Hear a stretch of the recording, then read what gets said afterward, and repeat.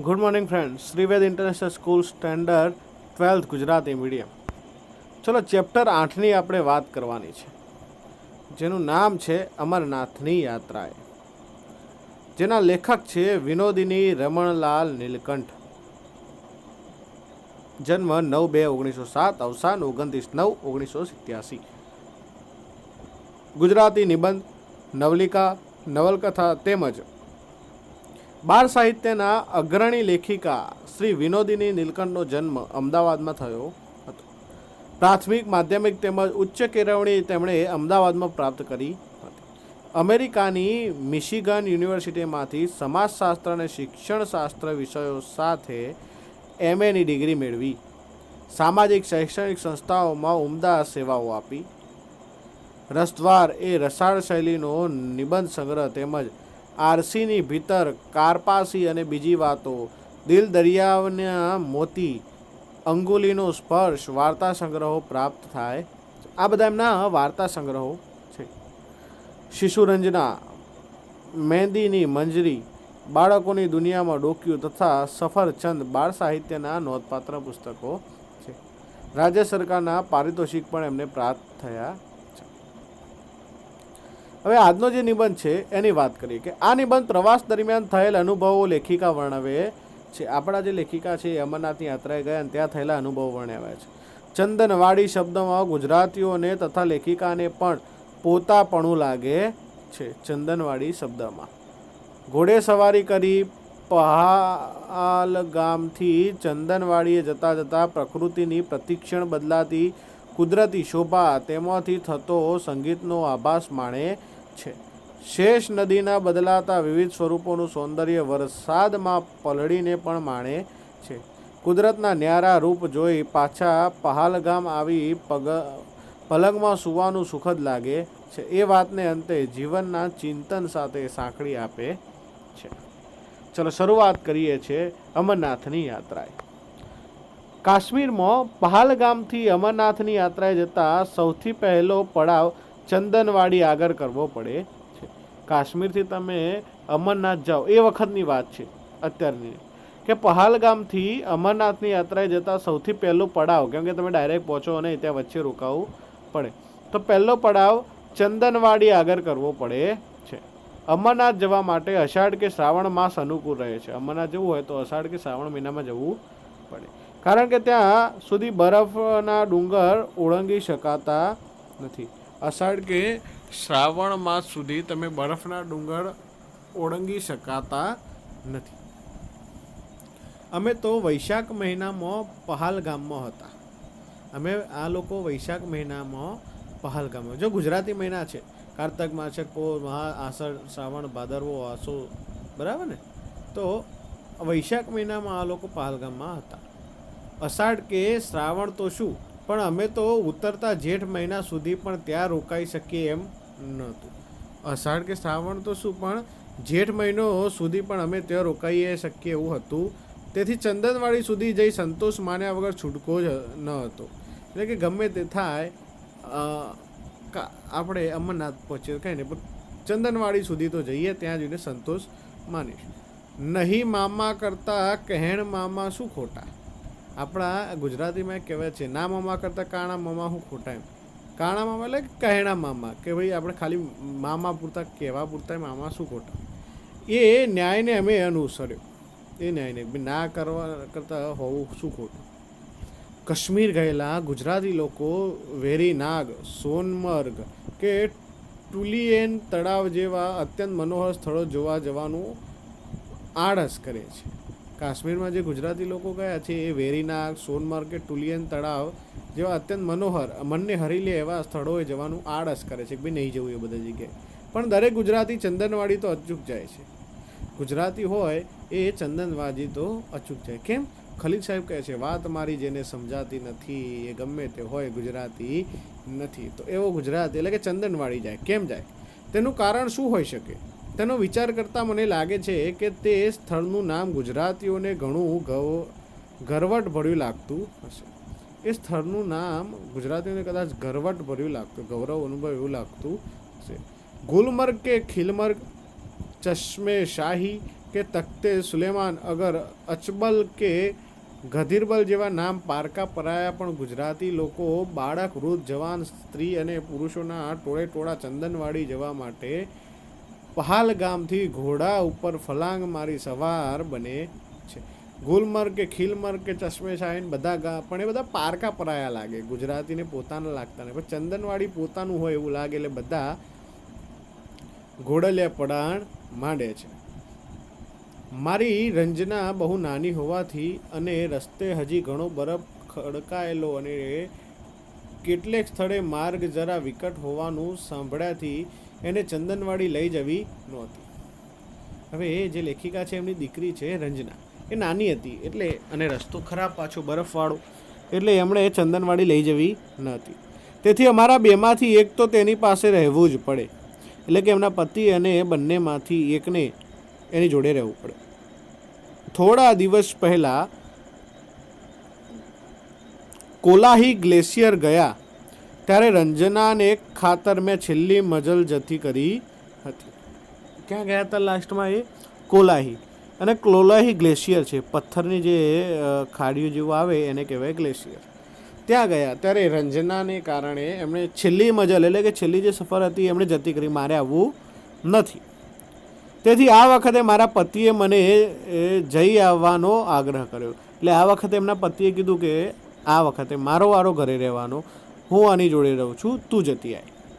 એટલે ત્યારે રંજનાને ખાતર બંને પુત્રો તો ચંદનવાડી જવા અધીરા બની રહેલા હતા. એમના બે પુત્રો હતા, એ તો કે અમારે જવું જ છે. એટલે આગલી સાંજે ઘોડા પસંદ કરી લીધા. આગલી સાંજે મેં ઘોડા પસંદ કર્યા કે આ ઘોડા ઉપર જઈશું. અમે આવવાનો આગ્રહ કર્યો. અમે ત્રણેય ઘોડે સવારીની આવડતવાળા તેથી સરસ પાણીદાર ઘોડા લઈ લીધા. આ ત્રણને પાછું ઘોડા સવારી આવડતી હતી એટલે એમણે પાણીદાર ઘોડાઓ લીધા. હોટેલના વ્યવસ્થાપકને અમારા બપોરી ખાણાનું ભાથું બાંધી આપવા વર્દી આપી દીધી. જે હોટલનો વ્યવસ્થાપક હતો એને કહી દીધું કે બપોરનું ખાવાનું અમારું બનાવીને અમને ભાથું ભરી આપજે. પણ આવે પ્રસંગે ભૂખ વધારે લાગે અને હોટેલવાળા હંમેશા ઓછું ખાવાનું બાંધી આપે છે એવો અનુભવ હોવાથી અમે સમી સાંજે પહાલગામના હલવાઈઓને થોડું ઘણું ખટવ્યા. વળતે દિવસે વહેલી સવારે હળવો નાસ્તો કરી કેમેરા, થર્મોસ તથા નાસ્તાના સાધનો ઘોડાવાળાને સોંપી અમે ત્રણે ચાલી નીકળ્યા. અમને ખબર હતી કે ભાઈ ભૂખ વધારે લાગે, મહેનત કરો ને એટલે, પણ હોટલવાળા ખાવાનું ઓછું પડે એટલે અમને પહેલેથી જ પેલા હલવાઈવાળા ભાઈ હતા પહાલગામના, એમને થોડા કટક્યા સવારે વહેલા અને નાસ્તો ને એવું કરી અને કેમેરા અને થર્મોસ લઈને પછી નીકળી ગયા. પહાલગામથી શરૂઆતથી જ શેષ નદીને કાંઠે કાંઠે થઈને રસ્તો ચાલ્યો જાય છે. પહાલગામથી નીકળો એટલે શેષ નદી, જે નદીનું નામ છે શેષ, એના કિનારે કિનારે રસ્તો જાય છે. કાશ્મીરનો વૈશાખ એટલે ત્યાં તો બેસી ચૂકેલી વસંત ઋતુ. આપણે અહીંયા વસંત આવે એટલે નવા પાન ફૂટે હે ને, એમ તો કાશ્મીરનો વૈશાખ એટલે ત્યાં બેસી ચૂકેલી વસંત ઋતુ. નદી કાંઠે કેવી અભિરામ વનરાઈ, નદીના કાંઠે અભિરામ કેવી વનરાઈ. વનરાઈ એટલે જંગલની અંદર આપણે જેમ વેલો હોય એવી. શેવ એટલે સફરજનના ઝાડ ઉપર દૂધ જેવા ધોળા ફૂલના ગુચ્છા ખીલી ઉઠ્યા હતા. શું કહ્યું? શેવ એટલે સફરજન, એમ સફરજનના ઝાડ ઉપર દૂધ જેવા ધોળા ફૂલના ગુચ્છા ખીલી ઉઠ્યા હતા. પૂર ઝપાટા બંધ વહેતા શેષ નદીના નીર અને કાંઠે વાતાવરણથી હરખાઈ ઉઠેલા સફરજનના વૃક્ષ. એક અંગ્રેજી કાવ્ય પંક્તિમાં મારા મનમાં કૂદીને રટણ કરવા માંડી પડી. સાહેબ, શેષ નદી, એમાં નીર વહી રહ્યા છે અને બીજી બાજુ સફરજનના ઝાડ છે અને એના ઉપર સફેદ કલરના ફૂલના ગુચ્છા આવેલા છે અને સફરજનના વૃક્ષ છે એ હરખાઈ રહ્યા હોય, સ્માઇલ કરી રહ્યા, વ્હાઈટ વ્હાઈટ એના ફૂલ દેખાય છે. ત્યારે એમને એક ઇંગ્લિશ પંક્તિ યાદ આવે, a thing of beauty is joy four ever. A thing of beauty is joy four ever એટલે કે એન્જોય કરો ટૂંકમાં. જે બ્યુટી એટલે કે ખૂબસૂરતી છે એની, એ ખૂબસૂરતીને આપણે એન્જોય કરવાની છે. ટૂંકમાં સિમ્પલ અને શોર્ટ કહીએ કે a thing of beauty is joy for, કે a thing of beauty is joy four ever એટલે કે સુંદરતાની વસ્તુ અથવા સુંદર વસ્તુ કાયમ આપણને આનંદ આપે છે, આનંદની અનુભૂતિ કરાવે છે. સુંદર વસ્તુ અથવા સુંદરતાની વસ્તુ. નિશાળનો ઘંટ વાગી જવાની બીકે ઉતાવળે નિશાળ તરફ ધસતી, વાયરાથી ઉડી જતી ઓઢણીને ખેંચી પકડવા મળતી મુગ્ધ કન્યાઓની યાદ અપાતી. ઉજળા નિર્મળા ઉછાળા મારતા ઉતાવળમાં વહી જતા પાણીવાળી શેષ નદી વહી રહી હતી. સાહેબ, આ શેષ નદી જે વહી રહેતી હતી એને જોઈએ અમને શું યાદ આવે છે કે જ્યારે સ્કૂલમાંથી નિશાળ તરફ ધસતી, વાયરાથી ઉડી જતી ઓઢણીને ખેંચી પકડવા મળતી મુગ્ધા કન્યાઓની, એટલે કે મુગ્ધા એટલે કે ભાઈ જેને કોઈ અણસમજુ કન્યાઓ હતી એની યાદ અપાવતી. નદીને જમણે પડખે રળિયામણી ટેકરીઓ ઉપર પાઇનના ઝાડની ગીચ જાડીમાં થઈને વાતા માદક આહ્લાદક વસંત વાયુના સુસવાટા તોફાની નિશાળિયાની સિસોટીના સંગીતનો આભાસ આપતા હતા. શબ્દો પકડો. નદીની જમણે પડખે રળિયામણી ટેકરીઓ ઉપર, રળિયામણી આમ તમને મંત્રમુગ્ધ કરી દે એવી ટેકરીઓ પથ્થરની, એના પર પાઇનના ઝાડ હતા. પાઇન નામનું જે ઝાડ છે એના ગીચ જાડીમાં થઈને વાતો માદક કેફી, આમ તમને નશો ચડાવી દે એવો પવન, અને આહ્લાદક આનંદનો અનુભૂતિ કરે વસંત વાયુના સુસવાટા, હા પવનનો જે અવાજ આવે ને સુસવાટા, તોફાની નિશાળિયાની સિસોટીના સંગીતનો આભાસ આપા. તોફાની કોઈ નિશાળિયો છોકરો હોય એની સિસોટી વાગે છે, સીટી વાગે એનો આભાસ કરાવતું હતું. નિશાળ ભણી દોડતી કન્યકાઓને સિસોટી વગાડી ટીખડી છોકરાઓ જાણે ખીજવી રહ્યા હતા. નિશાળ ભણી દોડતી કન્યકાઓને એટલે કે સ્કૂલ તરફ જતી છોકરીઓને, કન્યાઓને જોઈને છોકરાઓ સિસોટી વગાડી અને હેરાન કરતા હોય તેમ આ પર્વતોમાં જે પાઇનના ઝાડ છે, ઝાડીમાંથી આવતો પવન આ નદી રૂપી જે કન્યા દોડી જાય છે એને જોઈ અને સિસોટી વગાડતું હોય ને હેરાન કરતો હોય એવું લાગી રહ્યું છે. જો સાહેબ, એક બાજુથી આવતો પવન અને ક્યાં વાડી, ક્યાં જંગલ, ક્યાં વૃક્ષો, ક્યાં નદી ને ક્યાં અવાજ, અને ક્યાં સ્કૂલ, ક્યાં સ્ત્રી એટલે ક્યાં છોકરીઓ ને ક્યાં છોકરો, ક્યાં ઠોઠ નિશાળીઓ અથવા એક ટીખડીખોર તોફાની નિશાળીઓ અને એક મુગ્ધ કન્યા, બંનેને કેવું સરસ રીતે કે મુગ્ધા કન્યાને નદી સાથે જોડી દીધી અને ટેકરીઓમાં વૃક્ષો વચ્ચેથી આવતા પવનને એક તોફાની નિશાળીયા જોડે જોડે. સાહેબ, આવું લેખકનું સાહેબ રચના જુઓ તમે કે બુલબુલ, રાજા અને નિશાંત એવા અમારા ઘોડાના નામ હતા. આમના ઘોડાના નામ શું હતા? બુલબુલ, રાજા અને નિશાંત. યાદ રાખજો કે ઘોડાના નામ શું હતા? બુલબુલ, રાજા અને નિશાંત. ડન? એટલે ભૂલ થાય નહીં. તે પહાડી ઘોડા શી કાળજીથી કેવા જતનપૂર્વક અમને ચંદનવાડી તરફ લઈ જતા હતા, કેવા સાચવીને લઈ જતા હતા. લપસણી આવતા તે સંભાળ ભર્યા પગલાં માંડી અમને ઈજા ન આવે તેમ દોડે જતા હતા. એટલે કે જ્યાં લપસાય એવું આવે, સ્લીપ થઈ જાય એવું, તો ત્યાં સંભાળીને પગલાં મૂકતા અને અમને કોઈ તકલીફ ના થાય તે દોડે જતા. પહોળો માર્ગ આવતા ત્રણેય ઘોડા એક હરોળમાં ચલાવી શકતા અને વળી સાંકડી કીડી આવે ત્યારે અમે ત્રણેય એક પાછળ એક ચાલી માર્ગ કાપતા હતા. ત્યાં અમારા જેવી જે માતા તથા બે પુત્રોની ત્રિપુટીનો ભેટો થઈ ગયો તે હતા શ્રીમતી કૃષ્ણા હઠીસિંહ તથા તેમના બે પુત્રો. હવે આમને વચમાં પાછા એમના જ જેવી કે બે પુત્રોને એક સ્ત્રીનો ભેટો થયો અને જે હતા શ્રીમતી કૃષ્ણા હઠીસિંહ અને તેમના બે પુત્રો. તે લોકો પણ ચંદનવાડી જઈ રહ્યા હતા. સુહામણા કશ્મીરનો સૂર્યોદયનો તે અભિરામ સમયે હતો. સુહામણા કશ્મીરના સૂર્યોદયનો અભિરામ એટલે કે સૌથી કિંમતી સમય કહી શકાય છે. હવા તાજગીથી ભરપૂર હતી અને આખી કુદરત વસંતાવતારથી ઘેલી બની આનંદ મગ્ન હતી. આખી કુદરત છે વસંતાવતારથી એટલે કે વસંતરૂપી જે અવતાર હતો એનાથી ઘેલી બની આનંદ મગ્ન હતી. અમે ત્રણ પણ તે જ વાતાવરણથી મસ્ત બની હસતા, ગીત ગાતા, વાતો કરતા, સંસ્કૃત કવિઓના વસંત ઋતુના, હિમાલયના અને તથા નદીઓના વર્ણનાત્મક શ્લોકોનો ઉચ્ચાર કરતા ચંદનવાડી તરફ ઘોડા દોડાવી રહ્યા હતા.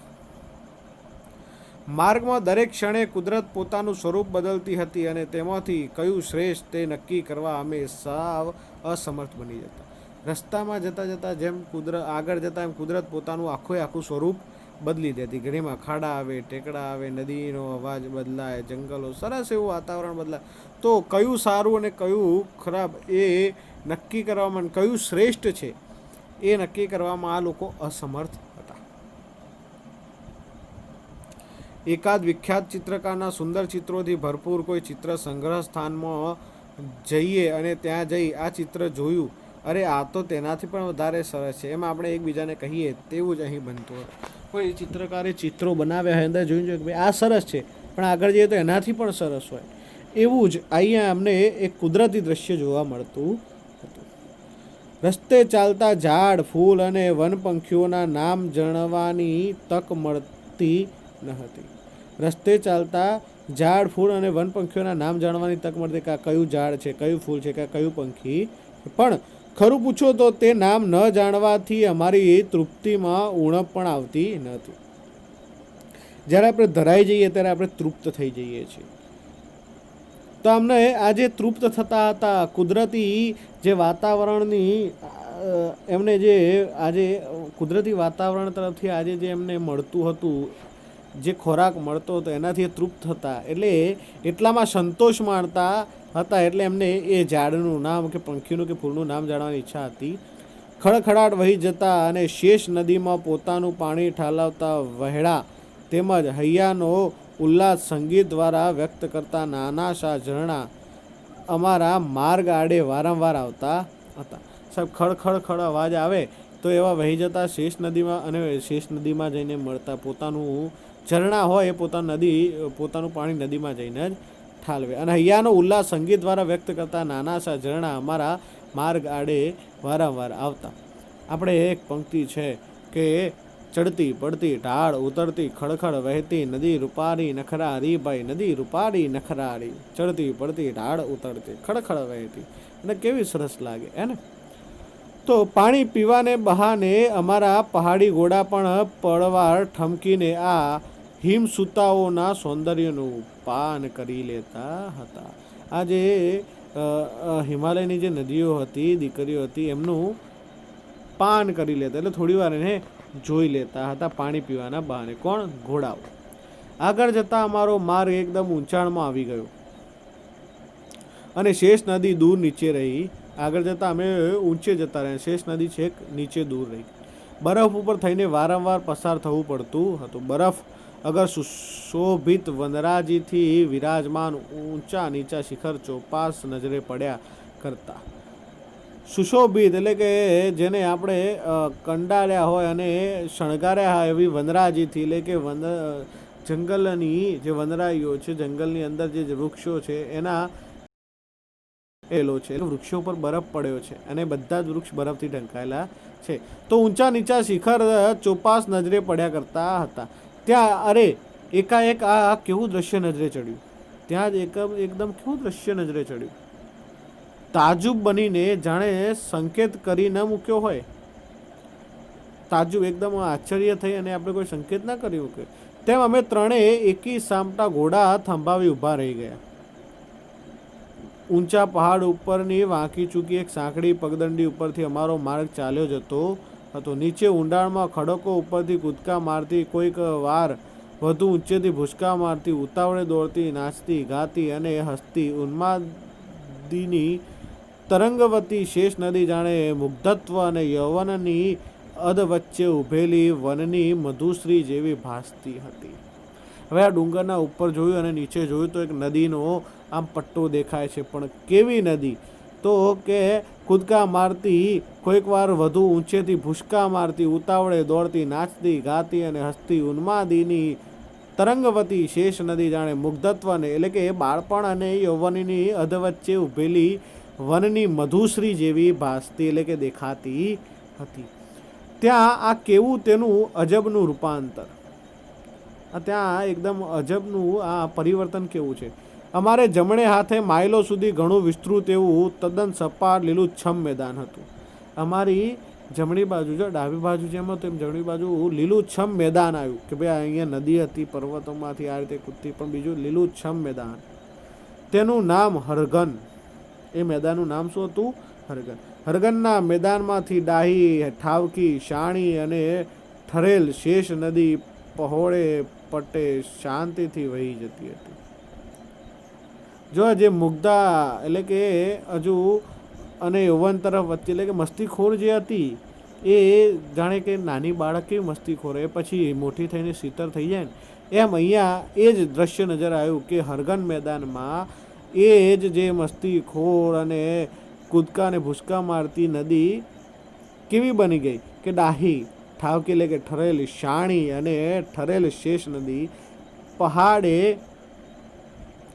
પહોળે પટ્ટે શાંતિથી વહી જતી. ઉગાડું માથું અને ઉડતી ઓઢણીવાળી તોફાની કન્યકા પિતાનું ઘર છોડી સાસરે આવતા વિનમ્ર બની માથે સાડલો ઓઢી છેડો ઠીકઠાક રાખી જાણે ગંભીર અને ભારે ખમ બની ગઈ હતી. જ્યારે પિતાના ઘરે હોય એટલે કેવી મસ્તીખોર છોકરી, એ જ જ્યારે સાસરે આવે ત્યારે કેવી વિનમ્ર બની જાય. ઓઢવાનું હોય, સાડલો સીધો રાખવાનો, ઠીકઠાક રીતે બેસવાનું, ગંભીર રહેવાનું, તો આવી ભારેખમ બની ગઈ હતી. આ જો સાહેબ એક નદીને સ્ત્રી સાથે સરખાવી જાય. સ્ત્રી જેમ લગ્ન પહેલાં માતા પિતાના ઘરે કેવી હોય, લગ્ન પછી પતિના ઘરે જઈને કેવી રીતે પરિવર્તન આવે, એવું અહીંયા એક પર્વતની અંદરથી જે નદી નીકળતી હતી પિતાના ઘરે કેવી હતી ને મેદાનમાં જઈને પછી કેવી થાય છે એનું નિરૂપણ એમણે સ્ત્રી સાથે સરખાવ્યું છે. નદીને કાંઠે અસંખ્ય ફૂલ ખીલી ઉઠ્યા હતા. નદીની કાંઠે અસંખ્ય ફૂલ ખીલી ઉઠ્યા હતા. તે સ્થળેથી ખસવાનું અમને મન થતું, તે સ્થળેથી અમને ખસવાનું મન જ નતું થતું કે એટલું, કેમ કે એક બાજુ નદી હોય, મસ્ત પટ્ટો હોય, ખુલ્લું મેદાન હોય, એમાંય ફૂલ હોય. સાહેબ એ દ્રશ્ય જોઈને કોને ખસવાનું મન થાય? કેમેરાથી તસવીર ખેંચી એ અજોડ સૌંદર્યને કચકડાની ફિલ્મ ઉપર જકડી લેવાનો મિથ્યા પ્રયાસ કરવામાં મારા સુકુમાર તથા જગદીપ ગૂંથાયા. સાહેબ આટલું સરસ રમાને કચકડાની ફિલ્મો જકડી એટલે કે બંધ કરી લેવાનો મિથ્યા એટલે કે ખોટો પ્રયાસ, ફોકટ પ્રયાસ કરવામાં એમના જે દીકરા હતા સુકુમાર અને જગદીપે ગૂંથાયા છે. હરગનના તે મેદાન ઉપર તંબુઓ તાણીને વસવાટ કરવાની શક્યતા વિશે અમે ખૂબ હવાઈ કિલ્લા બાંધ્યા કે ભાઈ આપણે અહીંયા આ મેદાનમાં તંબુ બાંધીશું અને અહીંયા રહીશું, અહીંયા મકાન બાંધી, એવા હવાઈ કિલ્લા એટલે કે એમણે ખાલી વાતો કરી. અમારા 5માંથી 2 જણને આ અલૌકિક શોભાભર્યું દ્રશ્ય જોવાનું રહી ગયું. અમારા 5માંથી 2 એટલે કોણ? એક એમના પતિ અને એક એમની દીકરી. તેથી અમે 3 ઘણો જીવ બાળ્યો. દુઃખની માફક સુખનો અતિરેક સહન કરવા માટે પણ સ્નિગ્ધ જનની ભાગીદારીની જરૂર પડે છે. જેમ સુખ છે એમ દુઃખનો પણ, દુઃખ અને સુખ બંનેનો અતિરેક એટલે કે વધારે પડતો સહન કરવા માટે પણ સ્નિગ્ધ જનની ભાગીદારીની જરૂર પડે છે. સ્નિગ્ધ જનનીની ભાગીદારીની જરૂર પડે છે. અંગુલીના સ્પર્શ વડે કોઈ આપણને ઊંઘમાંથી જગાડે તેમ વરસાદના ફોરાએ હરગનના મેદાનની શોભા નિહાળવામાં તલ્લીન બનેલા અમને જાગૃત કર્યા. બરાબર, તમને આંગળીના સ્પર્શ વડે તમને કોઈ જગાડે એમ જ આ વરસાદના ફોરા હોય. આ લોકો તો હરગનનું મેદાનને નિહાળવામાં તલ્લીન હતા એટલે એમને જગાડ્યા કે ભાઈ જાગો, આગળ જવાનો વરસાદ પડ્યો. એટલે ઝરમરતા વરસાદને ઝીલતા અમે ચંદનવાડી ભણી ઉતાવળે જવા ઘોડાને એડી મારી. ચંદનવાડી જવા માટે અમે ઘોડાને ઓડી મારી ભાઈ ચલો વરસાદ છે, પલળીશું વધારે. ચંદનવાડી આગળ શેષ નદી બહુ ઘાટીલો વળાંક લે છે. ત્યાં નદી તટે અમરનાથના જાત્રાળુઓ માટે છાપડા બાંધેલા છે અને થોડા ચાઘર પણ નજરે પડે છે. મોટો વળાંક લે છે ચંદનવાડી આગળ નદી અને ત્યાં જાત્રાળુઓ માટે છાપરા બાંધેલા છે. ત્યાં ચાઘર પણ છે એટલે કે ચા મળે છે. ચંદનવાડીના છેક પાછલા ભાગમાં બરફનો પુલ છે. શેનો પુલ છે? બરફનો. પર્વતની ઉપર જામી ગયેલા બરફની અંદર કુદરતી ઘોડાકાર બાકોરું પાડી શેષ નદી ચંદનવાડી તરફ વહેતી આવે છે. બરફની અંદર બાકોરું પાડી એટલે કે એક હોલ પાડી એની અંદર ચંદનવાડી તરફ શેષ નદી વહે છે. ઉનાળો ઉગ્ર બનતા આ બરફનો પુલ કદાચ ઓગળી જતો હશે. ઉનાળો આવે એટલે બરફ ઓગળી જાય, સિમ્પલ છે. નદીના કાંઠા ઉપર એક શાંત એકાંત સ્થળ પસંદ કરી અમે ત્રણે ત્યાં બેઠા. ભાથામાં આણેલી ગરમ વાનગીઓ ઠંડી પડી ગઈ હતી અને ઠંડી વાનગીઓ ગરમ બની ગઈ હતી અને કેટલીક વાનગીઓનું સ્વરૂપ એવું તો પલટાઈ ગયું હતું કે તે કઈ ચીજ છે તે પારખવું યોગ બળથી જ કદાચ શક્ય બને. કઈ છે એ તો ખબર જ ના પડે એવી વાનગીઓ થઈ ગઈ. ઠંડી વસ્તુ ગરમ થઈ ગઈ ને ગરમ વસ્તુ ઠંડી. દરરોજ ભાવ્યું ન ભાવ્યુંની ચિકાસ કરનારા બંને છોકરાઓ તે દિવસે તાજી હવામાં ઘોડા દોડની લાંબી મજલ થવાથી તે વિચિત્ર અને નામ ન આપી શકાય તેવું ભોજન આનંદથી આરોગી ગયા. રોજ જે છોકરાઓ કે આ નહીં ભાવતું, આ ભાવે છે, આવું બનાવ્યું તે એ જ લોકો આજે ઘોડા દોડાવીને લાંબી મંજિલ કાપીને જે થાક્યા હતા એ ખબર નથી કઈ આઈટમ છે પણ છટાછટ આરોગી ગયા, એટલે કે જમી લીધું. કેમ કે ભૂખ લાગી છે, ભૂખમાં ખીચડી ભાવે. વળી પાછો વરસાદ થયો. કોણ જાણે ક્યાંથી કાળા ભમ્મર જેવા વાદળા દળબડ દોડતા આવી આકાશના ગુંબજમાં પથરાઈ ગયા. સર શબ્દો જુઓ કે એકદમ વરસાદ. કોણ જાણે ક્યાંથી કાળા ભમ્મર, કાળા કલરના વાદળો દળબડ એટલે કે દોડતા દોડતા આવ્યા અને આકાશના ગુંબજમાં એટલે કે ગોળ ગુંબજ જેમ હોય એમાં આકાશના ઉપર મારી ઉપર પથરાઈ ગયા. અને વરસાદ તૂટી પડ્યો. ઝપાટા બંધ. પાછા ન જઈએ તો સાંકડા વહેડાઓ પહોળા અને વેગથી વહેતા બની જાય તો તે ઓળંગવા અઘરા પડી જાય. વળી પહાડના ઉભડક ઢોળાવમાંથી કોરી કાઢેલા પગથિયો સાંકડી અને લફસણી બની જાય તો ઘોડાના પગ સરી જવાનો પણ સંભવ તો ખરો જ. સાહેબ હવે જો જલ્દી પાછા નહીં જાય તો શું થશે કે જે નાના નાના ઝરણા હતા હવે મોટા થઈ જશે, પાણી વધી જશે તો કે નીકળાશે ને, અથવા જે સીડીઓ બનાવેલી હતી એ પણ લફસણી જેવી થઈ જશે એટલે કે ઘોડાનો પગ લપસી જાય તો એ પણ બીક હતી.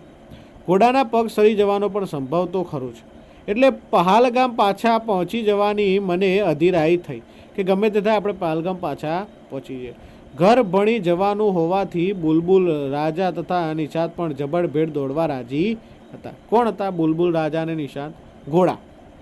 એ જબરભેર દોડવા રાજી હતા.